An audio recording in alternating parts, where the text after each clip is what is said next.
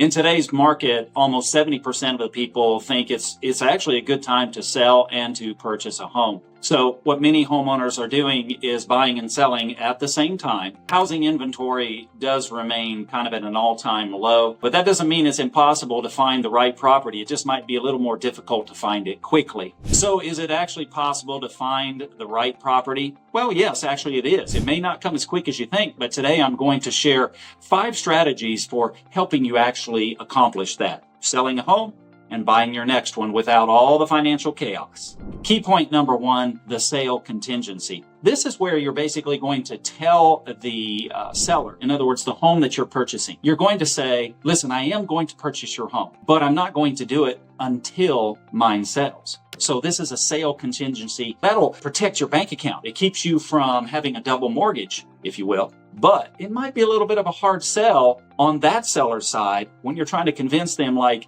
yeah, I want you to take your home off the market, but, I'm not actually going to purchase it until mine is sold. Could work, and we certainly want to use that as a potential strategy.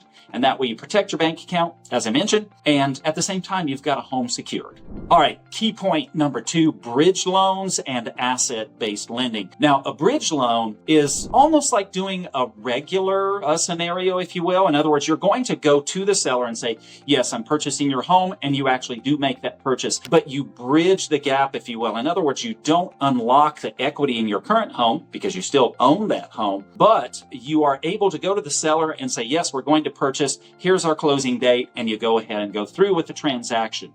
Okay, so that bridges you. That loan actually bridges that gap between selling the home and actually purchasing the new home. Now, asset-based lending, that is where you actually maybe, for example, have a pretty robust securities account and you're going to take out a loan against those securities. So you've got backing of those securities that allows the lender to say, yes, I feel comfortable with this situation. I'm going to extend a loan to you so that you can purchase the next home, but you actually haven't sold your current home. However, we do have the securities available kind of as an asset to protect that loan in the meantime. Key point number 3, tapping existing wealth, HELOCs and 401ks. With a HELOC or a home equity line of credit, pretty straightforward. You're simply going to access the equity that you already have in your home and utilize that equity to make the purchase on the new home. So in other words, you don't have to wait on selling the current home. You can go ahead, lock in the home that you want to be in, and then in the meantime, we get that home ready to go. Now, 401ks, you can potentially take a loan against that 401k, and hey, here's a great thing about it. When you pay back the interest,